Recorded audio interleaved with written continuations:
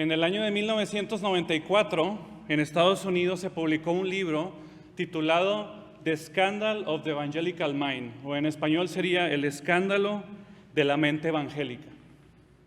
Ahí en este libro, que pronto se haría muy popular, este autor reconocido, el historiador evangélico Mark Noll, escribió en la primera página, primer renglón, esta frase que se haría muy famosa en muchas partes del mundo.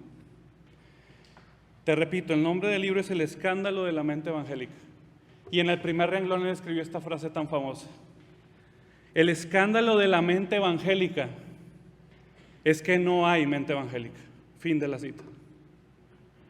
Y aunque Mark reconoce en este libro, muchachos, que los evangélicos poseen virtudes que deben de ser admiradas e imitadas, como por ejemplo grandes sacrificios para compartir el evangelio, dice el ser generosos con los pobres y formar comunidades cristianas en donde quiera que van, dice también el autor en este libro que aunque estas virtudes son buenas y dignas de imitar, hay una cosa en la que los cristianos en América no son ejemplo de nada, y eso es, dice él, en su manera de pensar. Dice el autor en este libro que los cristianos han fallado, escucha esto, a una seria vida intelectual. Que han fallado, dice él, en pensar y hacer contribuciones como cristianos, escucha esto, en temas de economía, de política, de ciencia, de estudios filosóficos, lingüísticos, temas sociales y de las artes.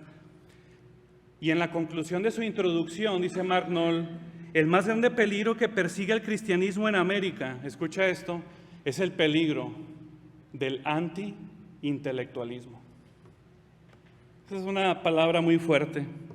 Y aunque este peligro era real en 1994, no dudo que por algo lo haya escrito, también es un peligro hoy en nuestros días, en el 2023, para cada uno de los que estamos aquí, ser anti-intelectuales.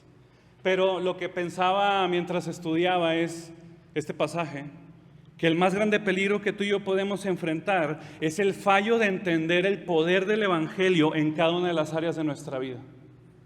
Ese sería la gran pifia del cristiano, el fallo de no entender el poder del evangelio en cada una de las áreas de su vida. Y por supuesto, muchachos, como esta conferencia habla del trabajo, el trabajo es parte de esto.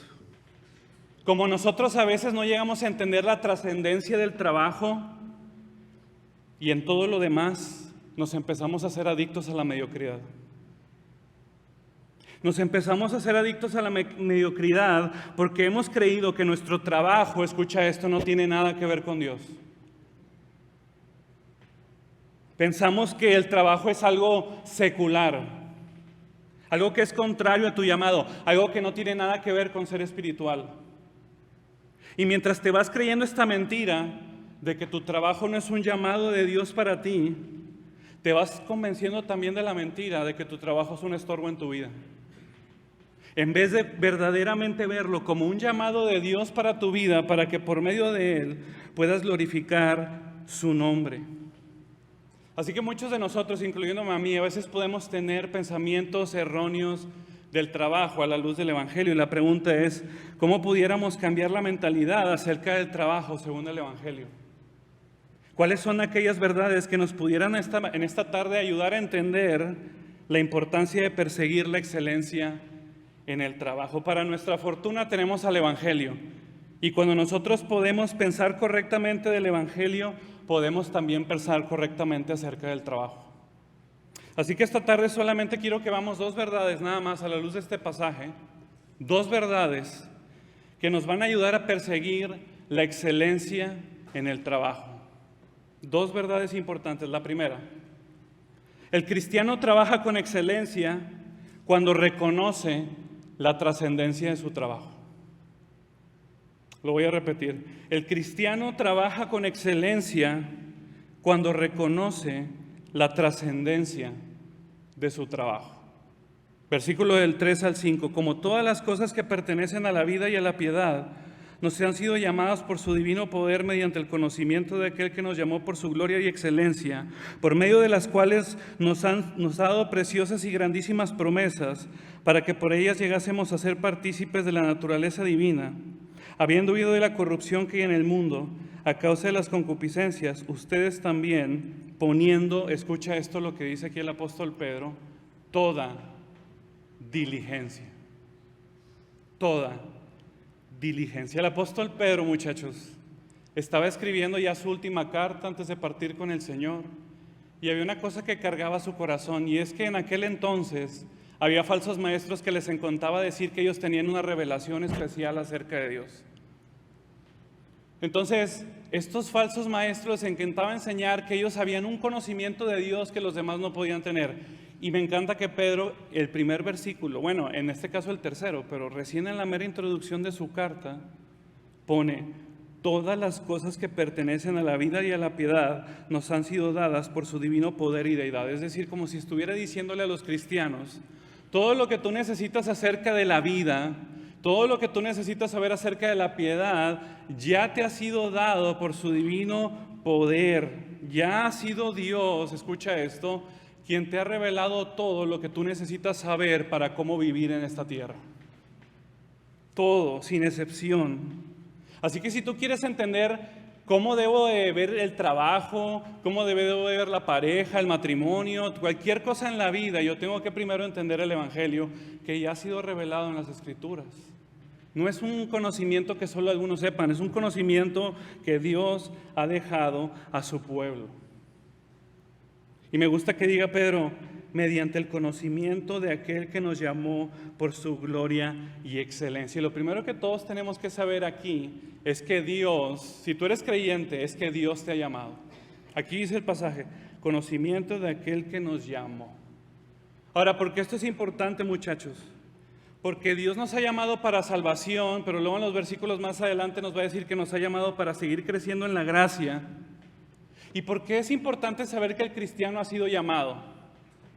Bueno, porque nosotros tenemos que entender, como dice 1 Corintios 7:20, que el trabajo también es un llamado a Dios. Dios es el que te pide, el que te manda, el que te asigna a que tú trabajes para su gloria. Y esto es importante, ¿por qué, muchachos? Porque es Dios quien nos ha llamado a su salvación. Es Dios quien nos ha traído a este mundo para que le conozcas. Es Dios quien te ha puesto en este tiempo. Es Dios quien te ha dado la carrera que tú ya tienes. Ahorita como nos juntamos ahí en el círculo y cada quien dijo su carrera. Es Dios quien te ha dado esa carrera y los recursos que tienes. Y por lo tanto, escucha esto, es importante que tú sepas y reconozcas que Dios te ha dado el trabajo que hoy tú tienes como un llamado directo para que en Él le sirvas para su gloria y para su honra. Y por eso yo ya tenía apuntado este pasaje que es más o menos el que usó Armando en la mañana. Yo no sabía cuál iba a usar él, pero yo lo saqué de Colosenses. Porque me encanta en Colosenses como Pablo dice, siervos, obedeced en todo vuestros amos terrenales, y lo dice, no sirviendo al ojo como los que quieren agradar a los hombres, sino como con corazón sincero temiendo a Dios. Tú tienes que entender que el trabajo se hace delante de Dios. Y al final, ya no lo voy a leer todo, pero dice, sabiendo que del Señor recibiréis la recompensa de la herencia, y escucha lo que va a decir, porque a Cristo el Señor servís. ¿Por qué vas a hacer tu trabajo con diligencia? Final de Colosenses 3, porque al Señor es a quien tú servís. Así que quiere decir que mi trabajo es un trabajo que Cristo me dio, es un trabajo que yo hago para Cristo, para la gloria de Cristo, porque Él es el amo de mi vida. Él es el verdadero amo a quien todo lo que hago sirve para su gloria. Él es mi verdadero jefe. Este trabajo que tengo es un trabajo que Dios me dio, que Dios me pidió, y por lo tanto yo sirvo para Él. El trabajo, por lo tanto, escucha esto, es un acto de adoración a Dios.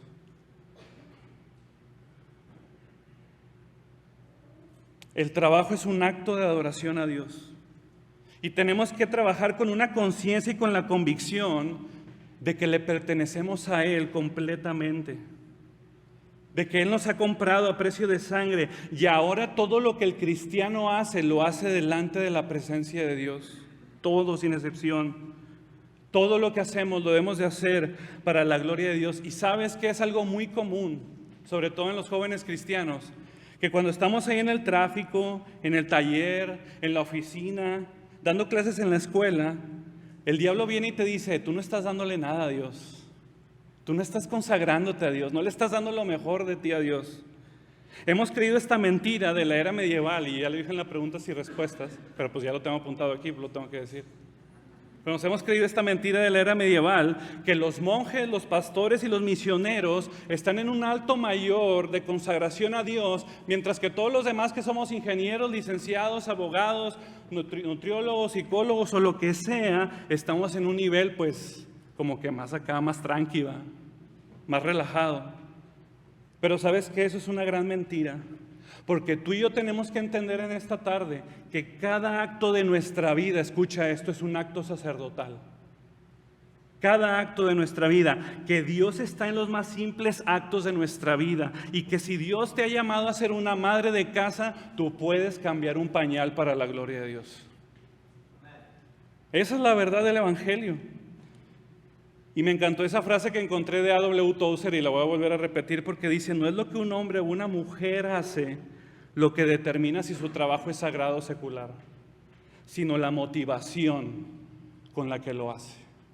¿Estás trabajando para Dios? ¿Estás trabajando para la gloria de Dios? Muchos jóvenes cometen el error que dejan de ver su trabajo como algo importante. No, hermano, es que ¿sabes qué? Dios me llamó de pastor, misionero y ya quiero acabar la universidad, ya no la aguanto. Ya estoy en el 9º semestre, ya falta uno, o sea, ya me quiero salir. ¿Para qué te quiero salir? Pues quiero entrar al seminario. Estoy desperdiciando mi vida, estoy desaprovechando mi tiempo. Pero yo quiero dejarte bien en claro que si tú hoy eres un estudiante universitario, si tú eres hoy un practicante en una empresa, o sea lo que sea, ese hoy es el llamado de Dios para tu vida, para que en ese lugar tú puedas glorificar a Dios para la gloria y alabanza de su nombre. No importa donde quiera que tú estés. Y eso es algo muy importante. Yo te pregunto, ¿cuál es el llamado de Dios para tu vida hoy? Pues la respuesta es bien sencilla, simplemente lo que hoy tú ya estás haciendo. Tal vez un día Dios va a cambiarte a otra cosa, está bien. Tal vez un día Dios te va a mandar de verdad de misionero a Gaza, qué bueno, gloria a Dios. Qué bueno. Pero lo que hoy tú estás haciendo, seas practicante, maestro, secretaria, es la tarea que Dios te ha asignado que tú hagas. La gente a veces dice, y lo bueno que no está Luis Mario aquí porque yo les prometo que yo ya tenía esto apuntado, va a decir que estoy poniendo esto después de las preguntas y respuestas. Pero la gente a veces dice que primero es Dios, luego la familia y luego el trabajo, pero el verdadero creyente sabe que esto no es así, porque en donde quiera que nosotros vayamos, en donde quiera que nosotros estemos, sea en el trabajo, sea en la iglesia, sea en la familia, sea con la novia, todo le pertenece a Dios. No hay algo en donde Dios no sea importante. No es primero Dios y luego la familia. Dios está en todo y por todos. Dios lo domina todo. Él es soberano de todas las cosas. Él es el soberano de todas las cosas. Este es el evangelio de lunes a domingo. No solamente el que se vive el domingo solamente. Es el evangelio que se vive todos los días en todas las áreas de mi vida. Hace mucho dijo un teólogo muy conocido: no hay un centímetro cuadrado en todo el dominio de nuestra existencia humana sobre el cual Cristo como soberano no diga mío. Todo le pertenece a Él. Así que muchachos, yo quiero que te lleves en tu corazón que Dios te ha llamado a trabajar, y si tú de verdad entendieras eso, y yo también, seríamos menos dados a menospreciar nuestro trabajo. Y nos daría una motivación correcta. ¿Sabes por qué? Porque este Excel que está bien feo no es para mi jefe, es verdaderamente para Dios. Ese es el fin último de lo que estoy haciendo. Es para Él. Y por eso me encanta que Pedro diga: ustedes han sido llamados y por lo tanto ustedes deben de poner toda diligencia, dice el versículo 5. Toda diligencia. Todo lo que hagan ustedes tiene que tener diligencia. ¿Qué es diligencia en la Biblia? Es el esfuerzo físico y espiritual por medio del cual un creyente de una manera gozosa y perseverante realiza la tarea que Dios le ha dado. Es este esfuerzo que tú y yo ponemos en convencernos de lo que hoy tú y yo estamos haciendo, es para que Dios nos lo ha pedido que hagamos. La persona que es diligente en todo lo que hace es aquella que se propone a servir a Dios en cualquier área de su vida. Es esa persona que está convencida que el trabajo le va a ayudar a proveer para su familia y también para ayudar a otros, porque esto también es voluntad de Dios para su vida. Tal vez los impíos puedan trabajar con diligencia, pero siempre van a tener la motivación incorrecta. Pero nosotros, muchachos, debemos de trabajar con diligencia porque lo que hacemos tiene como propósito que Dios sea conocido, que Dios sea exaltado. Piensa, por ejemplo, en las personas que construyeron la catedral de la ciudad de Colonia en Alemania. Estos hombres tenían convicciones profundas de que la catedral tenía que reflejar la majestad y la excelencia de Dios. Así que entendiendo que esta era una divina tarea asignada de Dios para ellos, pusieron toda diligencia en hacer la catedral en Colonia, Alemania. ¿Y sabes cuántos años se tardaron los alemanes en hacer esta catedral? La catedral más visitada del mundo. ¿Quieres saber? ¿Sí o no? 632 años se tardaron en construir la catedral de Colonia en Alemania, convencidos de que cada rincón de la catedral, de 175 metros de altura, tenía que expresar la belleza de Dios en el Evangelio. ¿Y qué podemos decir, muchachos?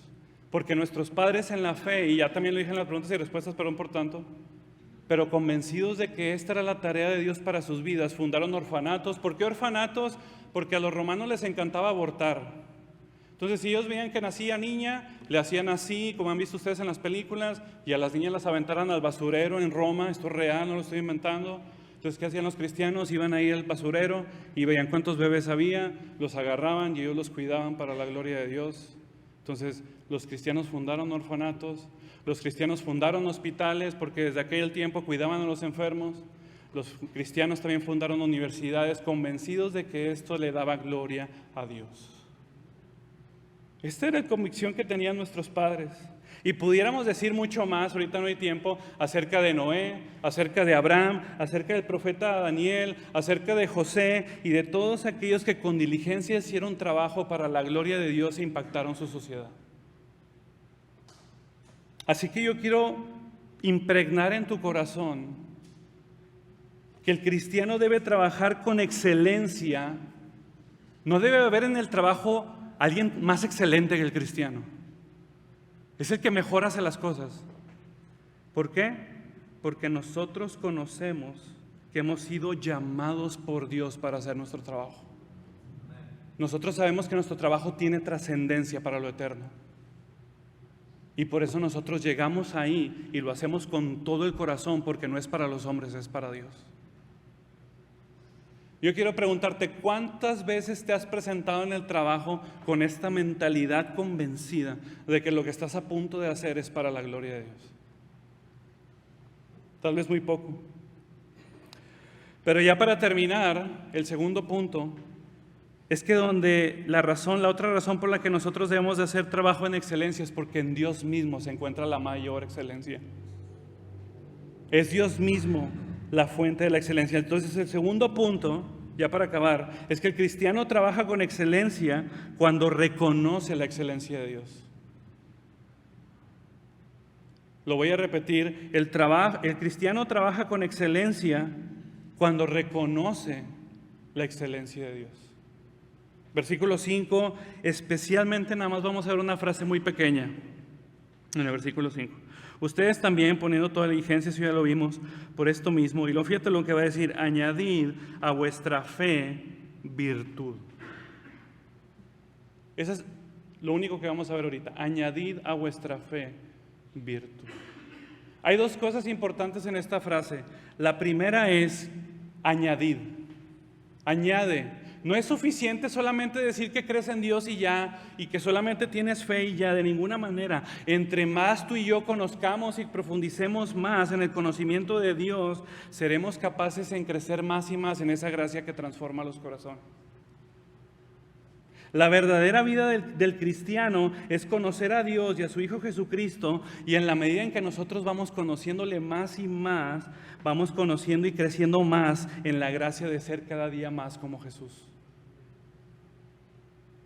Así que el bien más grande que el cristiano puede tener es conocer a Dios.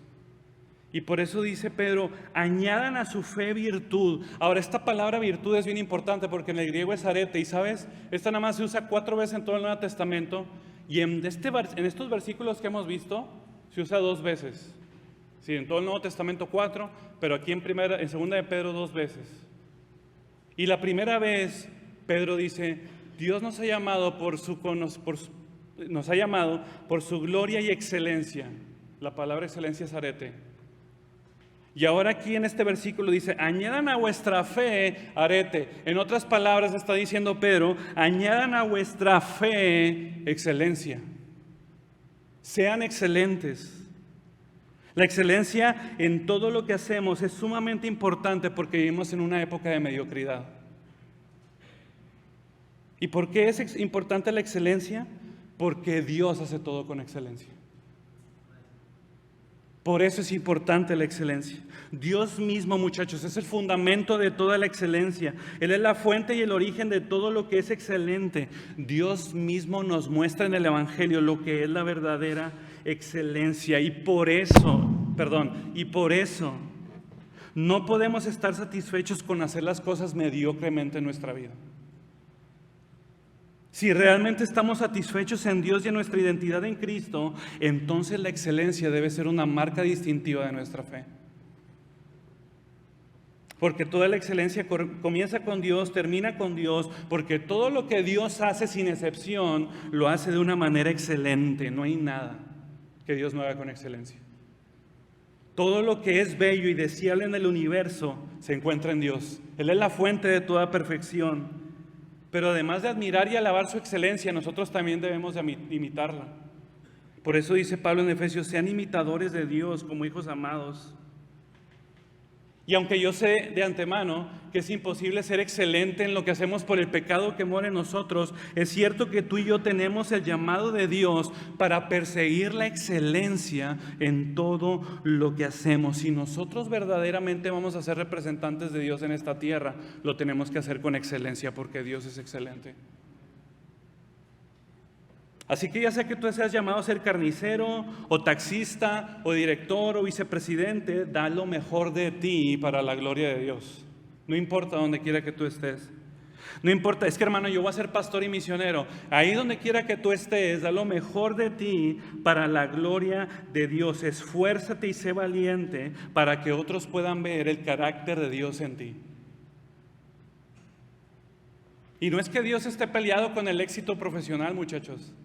En la medida en que nosotros hagamos las cosas con excelencia, nuestra fe que ha sido añadida con excelencia tendrá frutos para la gloria de su nombre. Si no, pregúntale a Daniel cómo le fue al hacer las cosas con excelencia. ¿Cómo le fue a José al hacer las cosas con excelencia? Cuando tu jefe vea en ti honestidad, obediencia, diligencia, respeto, perseverancia y excelencia, no quedará duda que él puede confiar en ti. Es que hermano, yo sí hago las cosas bien en el trabajo y veo que los demás no. Como que los demás no le echan ganas y yo sí. Tú no te preocupes por los demás. Tú haz las cosas con excelencia. Dios te ha llamado a ti. Olvídate de los demás. Deja de compararte con los demás. Tú sal y haz las cosas con excelencia para la gloria de Dios. De manera, muchachos, que cada servicio que hacemos, cada tarea, cada sermón que predicamos, cada relación que perseguimos, cada tarea que se nos asigna, cada palabra que hablamos, debemos de hacerla con excelencia porque nosotros tenemos un Dios con excelencia. Hace 2000 años vino a este mundo el eterno Hijo de Dios para mostrar al mundo lo que verdaderamente es la excelencia. Vino a realizar una obra perfecta de principio a fin. Pues ya existiendo en forma de Dios, no consideró el ser igual a Dios como cosa que aferrarse, sino que se despojó a sí mismo y vino a esta tierra adoptando forma humana. Y siendo en esta forma humana verdaderamente hombre y verdaderamente Dios, vino y mostró de una manera excelente lo que es servir y trabajar para la gloria de Dios. Fue concebido en el vientre de su madre, nació en un pesebre pobre, siendo eternamente Dios, y se sujetó a sus padres para demostrar que en todas las áreas de la vida Dios es Rey y Señor, y llegando el tiempo, empezó su ministerio, fue obediente, fue bautizado y probado por el diablo, pero resultó exitoso y victorioso, porque era obediente a la palabra de Dios. Y Jesucristo vivió en este mundo con una conciencia perfecta de una dependencia total de Dios. Oraba constantemente, la palabra de Dios era su deleite, su ministerio siempre se caracterizó por ser obediente, tuvo compasión de los perdidos como su Padre mismo le había encomendado que lo hiciera. Nunca pecó, demostrando que se puede amar a Dios por encima de todas las cosas, al menos él en su naturaleza. Y fue obediente a su Padre hasta el punto de la muerte para la gloria de Dios y para la alabanza de su nombre. Y nunca se cansó de hacer el bien a otros. Siempre estuvo con los brazos abiertos, siempre estuvo dispuesto a los que se acercaban. Sus enseñanzas siempre estaban ahí. Pidió perdón por los que lo crucificaron, salvó al ladrón que estaba a su derecha, murió en la cruz como perfecto sacerdote y como perfecto cordero, resucitó al tercer día, se apareció a sus discípulos para decirles que iba al Padre, y desde que llegó a la derecha del Padre, ni un solo día, ni un solo segundo ha dejado de interceder por su pueblo, de manera que Él intercede de una manera excelente por los suyos, y nunca se ha cansado, y nunca se cansará de hacerles el bien a los suyos todos los días y por toda la eternidad. Y vendrá algún día en que Él vendrá por segunda vez, y vendrá a traernos un lugar que Él ha preparado para nosotros, y cuando nosotros le veamos cara a cara, Él va a limpiar toda lágrima, todo dolor que produjo el trabajo caído, todos esos jefes injustos, va a quitar todas nuestras dolencias y va a mostrar que todo lo que hicimos tenía un propósito para hacernos como Él, y nos va a dar una perfecta paz que no se puede encontrar en ningún otro lugar, nos va a dar una sensación de bienestar absoluto en el cielo, y cuando estemos con Él, todos nuestros sentidos estarán satisfechos, lo veremos cara a cara, estará con nosotros, nos dará abrazo, y mientras nos abraza nos dirá: esta sensación que hoy tú sientes será para siempre. Así de perfecta y excelente es la obra del Hijo de Dios. Nadie puede poner en tela de duda que Jesucristo, lo que vino a hacer este mundo, hoy está haciendo a la derecha del Padre y hará por segunda vez cuando venga. Nadie puede dudar que luego Él hace todo con excelencia. Nadie puede dudar. Y esa es la obra que Él ha puesto en tu corazón y en el mío, para la gloria de Dios. Este es el trabajo más excelente del que jamás haya escuchado. Ninguna pintura, ninguna escultura, ninguna catedral se comparará con la obra de redención que hizo el Cordero de Dios. Así que a la luz de esta excelencia de Jesucristo, Pedro dice: añadan a su fe excelencia.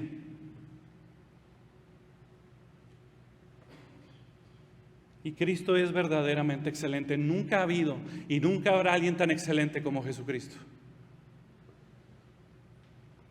Así que yo quiero animarte ya para terminar, que si tú estás aquí y has tenido luchas por hacer tu trabajo con gozo y excelencia, porque piensas que estás llamado a hacer otra cosa, considera que ha sido Dios el que te ha dado la actividad que hoy tú tienes en tu vida. Si tú hoy tienes el llamado de ser pastor y misionero y estás trabajando en una empresa, da en esa empresa lo mejor de ti para glorificar su nombre en este momento ahora, porque tienes que reconocer la trascendencia del trabajo y todo lo que haces.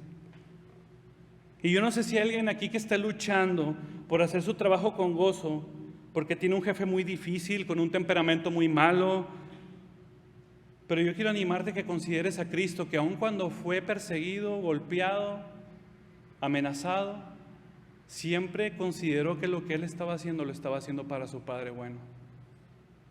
Él le dijo a Poncio Pilato: la autoridad que tú tienes sobre mí te fue dada del cielo. Así que en la mente de Cristo siempre había esta noción de la deidad en todo lo que le pasaba, en todo lo que hacía.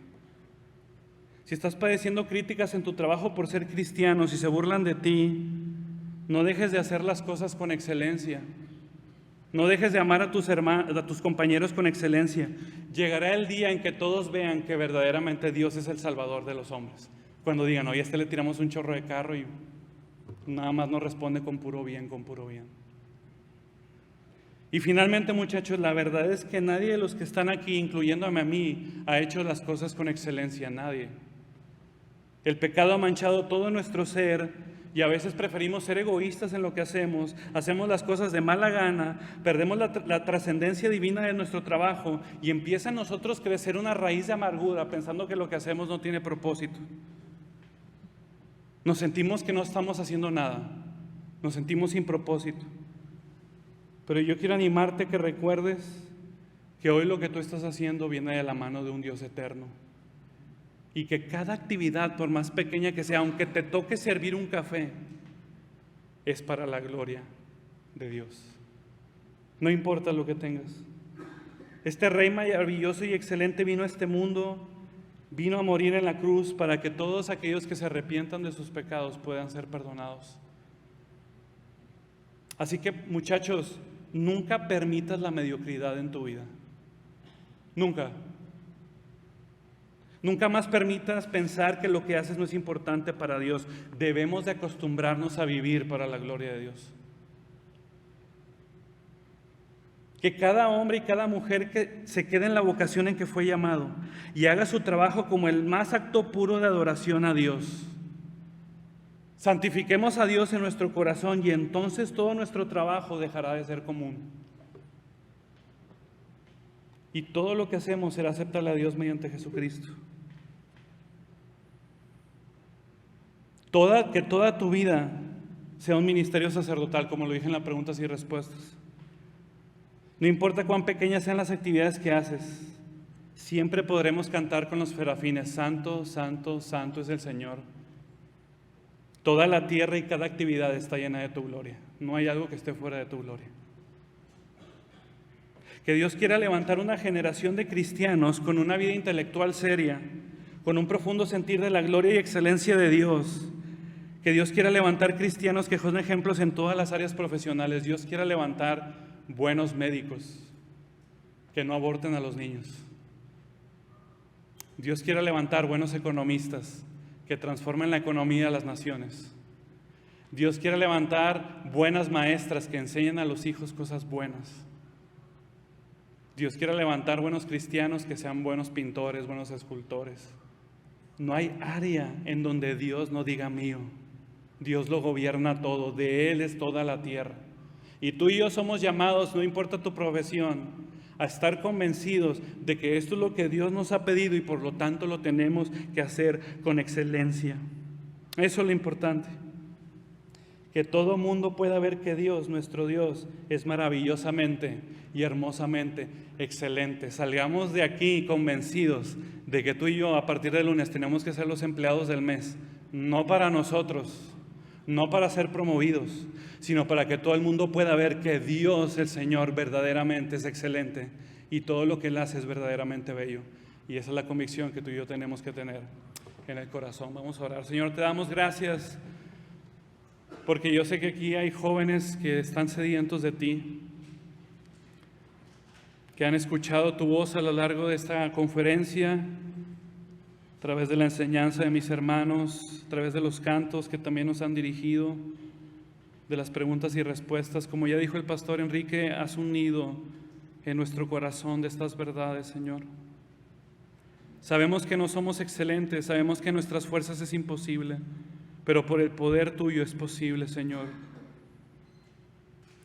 Así que ayúdanos a cambiar nuestra mentalidad, a renovar nuestra mente y a estar convencidos de que nuestro trabajo glorifica tu nombre, Señor.